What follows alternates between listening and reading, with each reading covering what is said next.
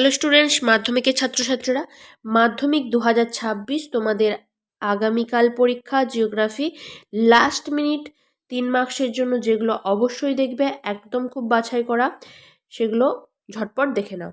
দেখো, অবরোহণ আরোহণের পার্থক্য, হিমরেখার উচ্চতা সর্বত্র সব ঋতুতে সমান হয় না কেন, বহির্জাত প্রক্রিয়া নিয়ন্ত্রকগুলি কী কী, বিশ্ব উষ্ণায়নের প্রভাব ও সুন্দরবনের উপর বিশ্ব উষ্ণায়নের প্রভাব, উষ্ণ মরু অঞ্চলে বায়ুর কার্যের প্রাধান্য কেন, অনুদৈর্ঘ্য তির্যক বালিয়ারি পার্থক্য, ইনশেল বার্চ টিকা।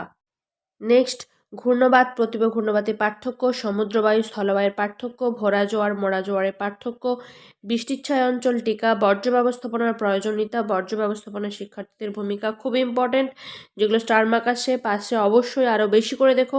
পরিবেশের ওপর বর্জ্যের প্রভাব, বর্জ্য ব্যবস্থাপনায় ফোরারের ভূমিকা, প্রকৃতি অনুসারে বর্জ্যের শ্রেণী বিভাগ। নেক্সট, ভারতীয় কৃষির সমস্যা, অরণ্য সংরক্ষণের উপায়, পরিবহন ও যোগাযোগ ব্যবস্থার পার্থক্য, তিনটেই খুব ইম্পর্টেন্ট। পেট্রোরসায়ন শিল্পকে উদীয়মান শিল্প বলে কেন, ভারতে জনসংখ্যা বৃদ্ধির কারণ, নগরায়নের সমস্যা, দক্ষিণ ভারতে জলাশয়ের মাধ্যমে জলসেচ অধিক হয় কেন, মৃত্তিকা সংরক্ষণের পদ্ধতি খুব ইম্পর্টেন্ট। নেক্সট, পূর্বঘাট পশ্চিমঘাট পর্বতের পার্থক্য, আধুনিক যোগাযোগ ব্যবস্থার মাধ্যম, করমণ্ডল উপকূলে বছরে দুবার বৃষ্টিপাতের কারণ, এটা লিখিয়ে দেওয়া রয়েছে আমার। পরিবহন ব্যবস্থায় রেলপথের গুরুত্ব, ভূবৈচিত্র্য সূচক মানচিত্র উপগ্রহচিত্রের পার্থক্য, এটাও দেওয়া রয়েছে। ভূবৈচিত্র্য সূচক মানচিত্রের ব্যবহৃত বিভিন্ন স্কেল, দূরসংবেদন ব্যবস্থার গুরুত্ব, উপগ্রহ চিত্রের ব্যবহার। নেক্সট, জিওস্টেশনারি সানসিনক্রোনাস উপগ্রহের পার্থক্য, এটাও দেওয়া রয়েছে। পেডিমেন্ট বাজাদার পার্থক্য, ক্রান্তীয় পর্ণমোচী ও ম্যানগ্রোভ উদ্ভিদের বৈশিষ্ট্য, অ্যাপোজি পেরিজি জোয়ারের পার্থক্য, নর্মদা তাপ্তির মোহনায় বদ্বীপ গড়ে ওঠেনি কেন, লিখিয়ে দেওয়া রয়েছে। নেক্সট, দক্ষিণ ভারতের নদীগুলিতে অধিক জলবিদ্যুৎ উৎপন্ন হয় কেন, ভারতের জনজীবনে হিমালয়ের প্রভাব, সামাজিক ও কৃষি বনসৃজনের পার্থক্য। নেক্সট, ভারতে পরিবহন ব্যবস্থার গুরুত্ব, নদী উপত্যকা হিমবাহ উপত্যকার পার্থক্য, পূর্ণিমা অপেক্ষা অমাবস্যার জোয়ার প্রবল কেন, জোয়ারের সুফল কুফল, বৈপরীত্য উষ্ণতা, মালনাদ কি, দুন কি, এগুলো লিখে দেওয়া রয়েছে।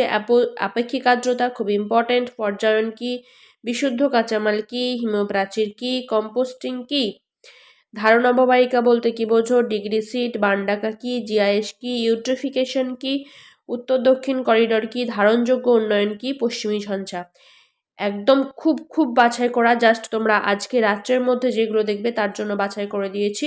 এখান থেকে তো সবগুলো যদি করতে পারো কোনো চাপ নেই, 85 থেকে 90% এখান থেকেই পেয়ে যাবে। ওকে, তারপর তো আগে তোমরা সারা বছর ধরে করাই আছে এবং আগে সাজেশনেও দেওয়া ছিল। ওকে, এখন মাত্র এই কয়টা কোশ্চেন এই রাত্রের মধ্যে অবশ্যই দেখতে ভুলবে না।